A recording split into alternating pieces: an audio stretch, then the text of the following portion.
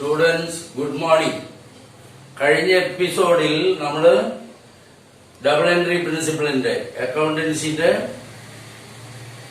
ഡെബിറ്റും ക്രെഡിറ്റും എന്താന്ന് ഒരുവിധം മനസ്സിലാക്കി എന്ന് വിചാരിക്കുന്നു. ഒരുവിധമായിട്ടുള്ളൂ, നിങ്ങൾ ധാരാവാക്കിയെന്ന് ഞാൻ തെറ്റിദ്ധരിക്കണമെന്നില്ല.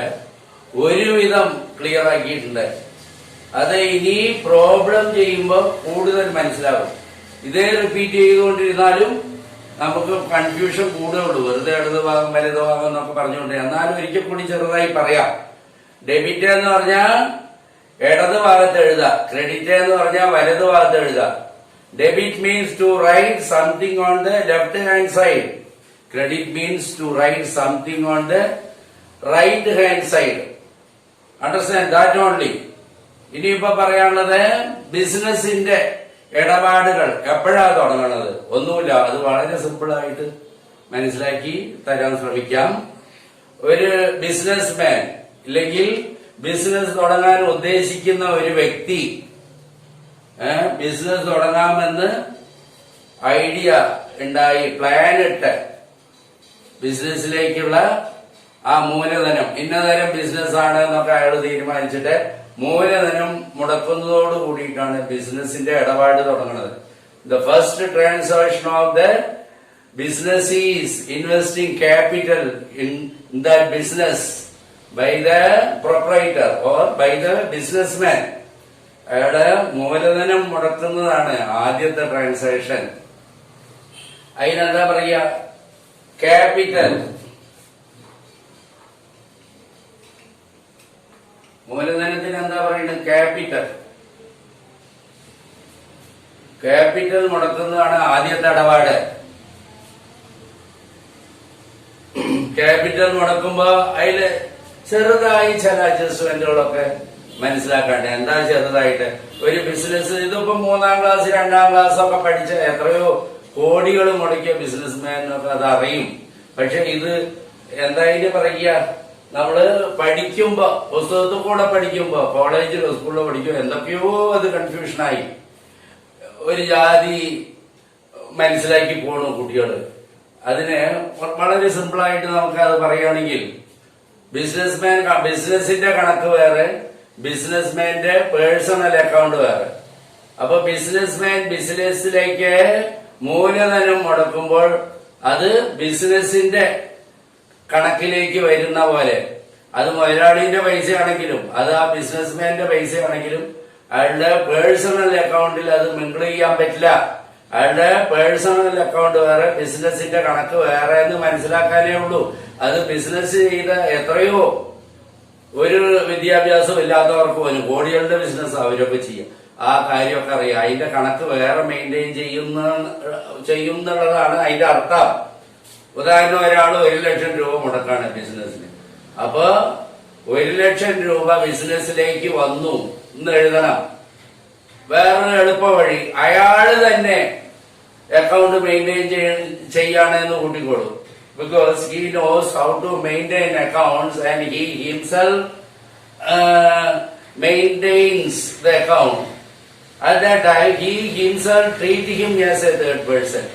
As far as the business is concerned, ബിസിനസിന്റെ കണക്കിന്റെ മുമ്പിൽ അയാളെ തന്നെ മൂന്നാമനാക്കി നിർത്തി. ഇതെന്താ ഇതിന്റെ ഒക്കെ അർത്ഥം?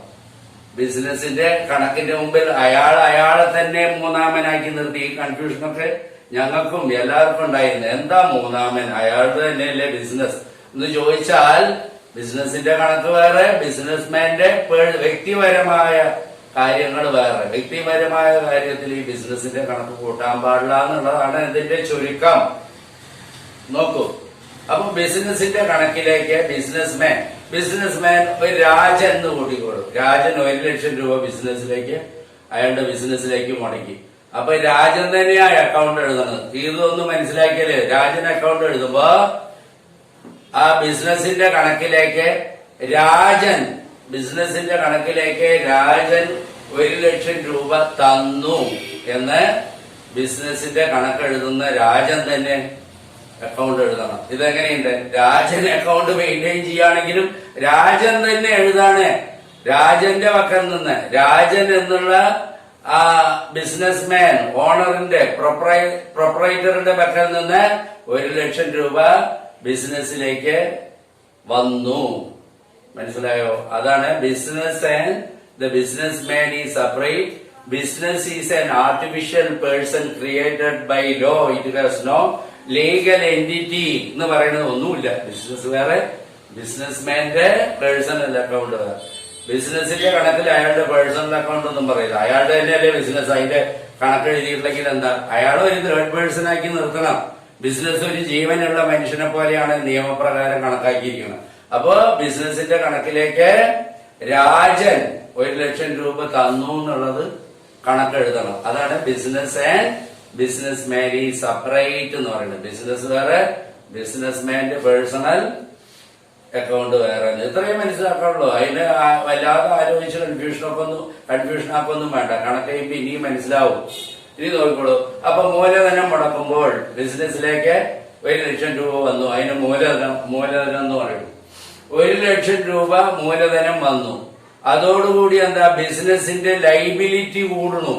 ലൈബിലിറ്റി കൂടാന്ന് പറഞ്ഞാൽ ഇനി ഒരു ചെറിയ സംഗതി പഠിക്കാറുണ്ട്. ലൈബിലിറ്റി കൂടാന്ന് പറഞ്ഞാൽ അത്രയും പൈസ തിരിച്ചു കൊടുക്കാനുള്ള ഉത്തരവാദിത്തം ബിസിനസിനുണ്ട്. അത്രയും പൈസ രാജനെ തിരിച്ചു കൊടുക്കാനുള്ള ഉത്തരവാദിത്തം ബിസിനസിനുണ്ട്.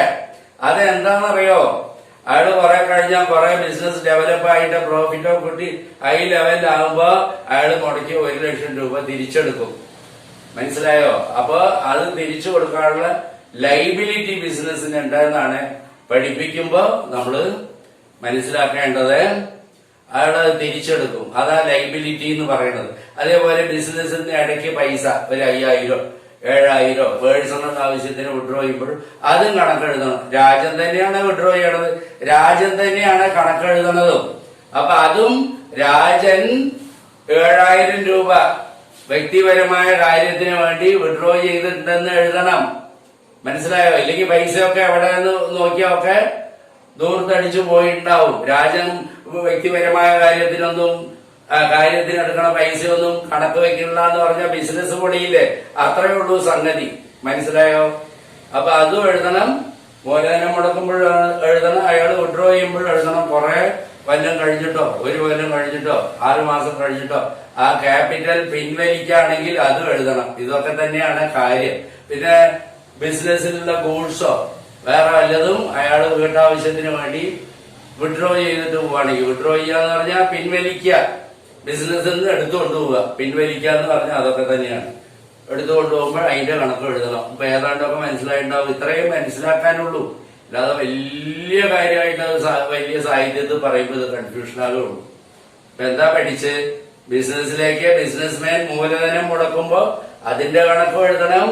അയാള് വല്ല പേഴ്സണൽ ആവശ്യത്തിന് വേണ്ടി പൈസ വിഡ്രോ ചെയ്യുമ്പോ അതും എഴുതണം. വല്ല ഗൂഡ്സോ സാധനങ്ങളോ ബിസിനസിന്റെ കണക്കിൽ നിന്ന് വീട്ടിലേക്ക് കൊണ്ടുപോകുമ്പോ അതിന്റെ കണക്കും എഴുതണം. മനസ്സിലായോ? അതിന് വിഡ്രോവൽസ്, ഡ്രോയിങ്സ് എന്നൊക്കെ പറയും. അതും കണക്ക് ചെയ്യുമ്പോ മനസ്സിലാവും. ഇത്രയേ ഉള്ളൂ. അപ്പൊ ക്യാപിറ്റൽ മുടക്കിയാൽ എന്താണ്? ബിസിനസിനെ സംബന്ധിച്ചിടത്തോളം അതൊരു ലൈബിലിറ്റിയാണ്. ലൈബിലിറ്റി ഇൻക്രീസ് ചെയ്തു. ബിസിനസിന്റെ ബാധ്യത കൂടി. അത്രയും പൈസ തിരിച്ചു കൊടുക്കാനുള്ള ഉത്തരവാദിത്തം ബിസിനസിന് വന്നു. That much amount of capital should be return from the business. അത്രയും ക്യാപിറ്റൽ തിരിച്ചു കൊടുക്കാനുള്ള ഉത്തരവാദിത്തം. It is the liability of the business. ബിസിനസിന്റെ ലൈബിലിറ്റി എന്നാണ് ഇതിനെ പറയണത്. മനസ്സിലായോ? ഇനി അതാ ഈ ലൈബിലിറ്റിനെ, ബിസിനസിന്റെ ലൈബിലിറ്റി, അതിനെ ക്യാപിറ്റൽ മുടക്കുമ്പോ ബിസിനസിന് അത്രയും പൈസ തിരിച്ചു കൊടുക്കാനുള്ള ലൈബിലിറ്റി ഉണ്ട് എന്നുള്ളത് വേറൊരു എക്സാമ്പിൾ മുഖേന നമുക്ക് ഇനി എളുപ്പത്തിൽ പഠിക്കാം. ഇപ്പൊ 2 പേര് കൂടി ഒരു പാർട്ട്ണർഷിപ്പ് ബിസിനസ് തുടങ്ങാണെന്ന് വിചാരിച്ചോളൂ. അപ്പൊ ഒരാള് 1 കൊല്ലം കഴിഞ്ഞ് ദുബായിക്ക് പോവാണ്. അപ്പൊ അയാള് മുടക്കിയ പൈസ 50,000, ഇയാള് മുടക്കിയത് 50,000. ഈക്വൽ പാർട്ട്നേഴ്സാണ്. 2 പേരും equal amount of capital invest ചെയ്തിട്ടുണ്ട്. അപ്പൊ അയാൾക്ക് ആ 50,000 രൂപ തിരിച്ചു കൊടുക്കണ്ടേ?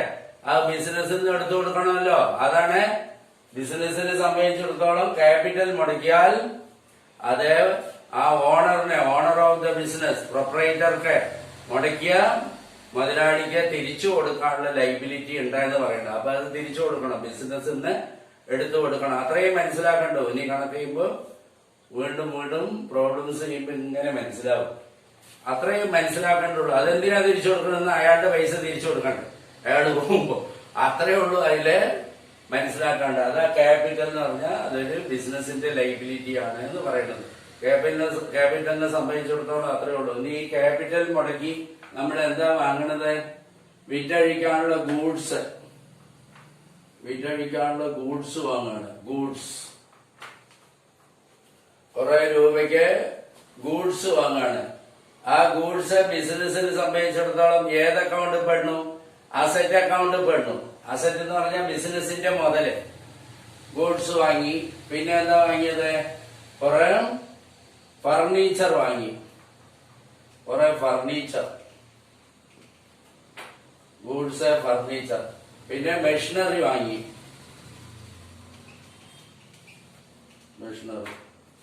Goods, furniture, machinery. മനസ്സിലായോ? അപ്പോ കുറെ ഗൂഡ്സ് വാങ്ങി. ക്യാപിറ്റൽ 1,00,000 എന്ന് വിചാരിച്ചോളൂ. അതില് ഒരു 20,000 രൂപയ്ക്ക് ഗൂഡ്സ് വാങ്ങി. 20,000 രൂപയ്ക്ക് ഗൂഡ്സ് വാങ്ങി. പിന്നെ ഫർണിച്ചർ ഒരു 30,000 രൂപയ്ക്ക് വാങ്ങി. ഫർണിച്ചർ 30,000. മെഷീനറി ഒരു 40,000 രൂപയ്ക്ക് വാങ്ങി. മെഷീനറി 40. അപ്പൊ 20, 30, 50, 40, 90,000 രൂപയ്ക്ക് വാങ്ങി. 10,000 രൂപയില് ഒരു 4,000 രൂപ കയ്യില് വെച്ചു. 4,000 രൂപ കയ്യില് വെച്ചു. അതിനെന്താ പറയാ? Cash in hand. 4,000 രൂപ കയ്യിൽ വെച്ചു. 6,000 രൂപ ബാങ്കിലും നിക്ഷേപിച്ചു. അതിനെന്താ പറയുക? Cash at bank. അപ്പൊ നോക്കൂ, ക്യാപിറ്റൽ 1,00,000. അതില് ഗൂഡ്സ് വാങ്ങി 20,000 രൂപയ്ക്ക്. ഫർണിച്ചർ 30,000. മെഷീനറി 40,000. 4,000 രൂപ കയ്യിൽ വെച്ചു. 6,000 രൂപ ബാങ്കിൽ നിക്ഷേപിച്ചു. മനസ്സിലായോ? അപ്പൊ ആകെ എത്രയായി? കൂട്ടി നോക്കൂ. 20, 30, 50, 40, 90, 4, 94, 6, 1,00,000 ആയില്ലേ? 1,00,000.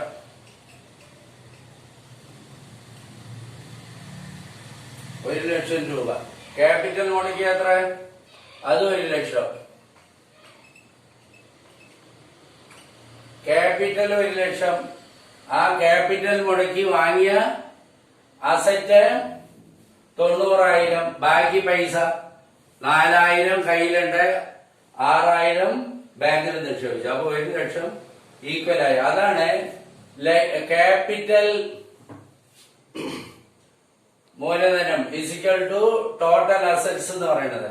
Capital is equal to total asset. ഇത് ബാലൻസ് ഷീറ്റ് ഇതിൽ പറയാം. അതിപ്പോ പറഞ്ഞാൽ നിങ്ങൾക്ക് കൺഫ്യൂഷൻ ആവും. അതിപ്പോ പറയില്ല. അപ്പൊ 1,00,000 മുടക്കി ഗൂഡ്സ് വാങ്ങി, ഫർണിച്ചർ വാങ്ങി, മെഷീനറി വാങ്ങി. ബാക്കി പൈസ കയ്യിൽ വെച്ചു. കുറെ പൈസ ബാങ്കിൽ വിട്ടു. അപ്പൊ 1,00,000 ശരിയായില്ലേ?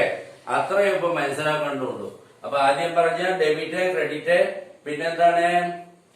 ഇത് ഏതാ? ക്യാപിറ്റൽ മുടക്കുമ്പോൾ ആ ക്യാപിറ്റൽ ബിസിനസിന്റെ ലൈബിലിറ്റി എന്നുള്ളത്. പിന്നെ ഡ്രോയിങ്സിനെ പറ്റി, ആ ക്യാപിറ്റൽ തിരിച്ചു കൊണ്ടുപോകുന്നതിനെ പറ്റിയൊക്കെ ചെറുതായിട്ടൊന്ന് മനസ്സിലായിട്ടുണ്ടാവും. അത്ര മാത്രമേ ഇപ്പൊ മനസ്സിലാക്കണ്ടൂ. പിന്നെ അത് മുടക്കി സാധനങ്ങൾ വാങ്ങി. ആ സാധനങ്ങളെ എന്താ പറയുന്നത്? Asset, property or real account. Asset, property or real account or real property or asset account എന്ന് പറയുന്നു. അതിനെപ്പറ്റി കൂടുതൽ അടുത്ത എപ്പിസോഡ് പറയാം. ഇതിങ്ങനെ ചുരുക്കി എല്ലാം മനസ്സിലാക്കൂ. ഒരുപാട് പഠിച്ച് കൺഫ്യൂഷൻ ഒന്നും ആക്കണ്ട. ഞാൻ ഒരുപാടൊന്നും പഠിപ്പിക്കണില്ല. അതുകൊണ്ട് ഞാൻ എന്താ ഉദ്ദേശിക്കുന്നത്? ഞായറാഴ്ച 10 മണിക്കും അതേപോലെ ബുധനാഴ്ച 10 മണിക്കും അക്കൗണ്ടൻസി, അതിന് ഡബിൾ എൻട്രി പ്രിൻസിപ്പളിന്റെ ക്ലാസ്. പിന്നെ സ്പോക്കൺ ഇംഗ്ലീഷിന്റെ ക്ലാസ് തുടങ്ങണമെന്ന് കുറെ സ്റ്റുഡൻസ് ആവശ്യപ്പെടുകയുണ്ടായി. അപ്പൊ അത് തിങ്കളാഴ്ച 10 മണിക്കും വെള്ളിയാഴ്ച 10 മണിക്കും തുടങ്ങാമെന്ന് പ്ലാൻ ഇട്ടിട്ടുണ്ട്, ഉദ്ദേശിക്കുന്നുണ്ട്. അതിനെക്കുറിച്ച് മിക്കവാറും തിങ്കളാഴ്ച 10 മണിക്കുണ്ടാവും. പിന്നെ അടുത്ത് വെള്ളിയാഴ്ച ഉണ്ടോ ഇല്ലയോ എന്നുള്ളത് ഞാൻ പറയാം. ആദ്യം തിങ്കളാഴ്ച ഒന്ന് തുടങ്ങി വെക്കാം, എന്നിട്ട് അതിനെ കുറിച്ച് പറയാം. Okay, thank you students, see you later. Okay, see you again.